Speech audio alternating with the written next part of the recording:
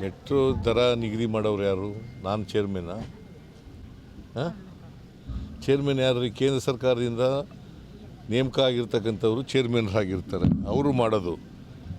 ಹಾಂ, ಅವರು ಮಾಡ್ತಾರೆ.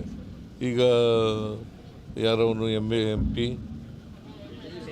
ತೇಜಸ್ವಿ ಸೂರ್ಯ, ಅವನು ಬೇಡದಂತ ಹೇಳಿದ್ದಾನೆ.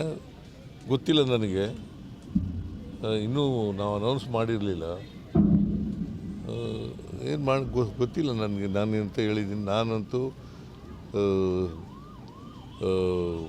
ಬಸ್ ಎಂಥದ್ದು ಮೆಟ್ರೋ ದರ ಏರಿಸಿ ಅಂತ ಹೇಳಿರಲಿಲ್ಲ.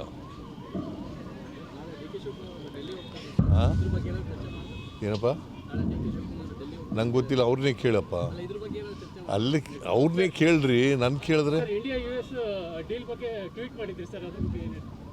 ಟ್ವೀಟ್ ನಮಗೆ ಅನ್ಯಾಯ ಆಗ್ತದೆ, ನಮ್ಮ ರೈತರಿಗೆ ಅನ್ಯಾಯ ಆಗ್ತದೆ ಅಂತಕ್ಕಂಥದ್ದು ನಾನು ಟ್ವೀಟ್ ಮಾಡಿದ್ದೀನಿ. ಈಗ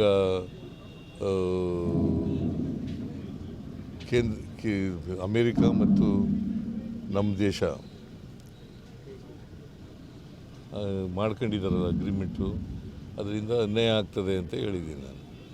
ಯಾವ ರೀತಿ ಅನ್ಯಾಯ ಆಗುತ್ತೆ ಕರ್ನಾಟಕಕ್ಕೆ ಮತ್ತು ಇಂಡಿಯಾಕ್ಕೆ? ಈಗ ಹಾಂ, ಪ್ರಧಾನಮಂತ್ರಿ ಅವರು ಇನ್ವಾಲ್ವ್ ಆಗಿದ್ದಾರೆ ಅಂತ? ಇಲ್ಲ, ಅವರು ಒತ್ತಾಯಕ್ಕೆ ಮಣಿದಿದ್ದಾರೆ ಅಷ್ಟೇ. ಅಮೇರಿಕಾದವರು ಒತ್ತಾಯಕ್ಕೆ ಮಣಿದಿದ್ದಾರೆ.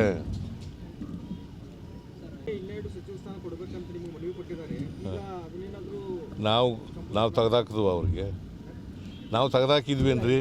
ಹಾಂ, ಕಾರಣಾಂತರದಿಂದ ರಾಜೀನಾಮೆ ಕೊಡಬೇಕಂತ ಪರಿಸ್ಥಿತಿ ಬಂತು. ಮಂತ್ರಿಮಂಡಲ ವಿಸ್ತರಣೆ ಮಾಡುವಾಗ ಮಾಡ್ತೀವಿ.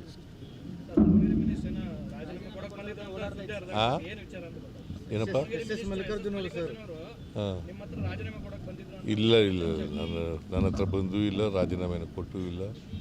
ಅವೆಲ್ಲ ಸತ್ಯಕ್ಕೆ ದೂರವಾದವು.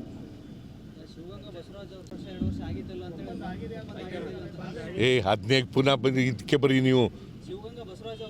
ಅದಕ್ಕೆ ಅವ್ರನ್ನೇ ಕೇಳ್ರಿ, ನಂಗೆ ಗೊತ್ತಿಲ್ಲ, ನಿನ್ನ ಎದುರಿಗಾಗಿತ್ತಪ್ಪ ಅಂತ ಅವ್ರನ್ನೇ ಕೇಳಿ. ಸುಮ್ಮನೆ ಈಗ ಎಲ್ಲ ಸುತ್ತಿ ಬಳಸಿ ಬಂದು ಇಲ್ಲಿಗೆ ಬರೋದು ನೀವು. ಅವರು ಹೇಳ್ತಾರೆ, ಅವ್ರನ್ನೇ ಕೇಳಪ್ಪ ತಮ್ಮ.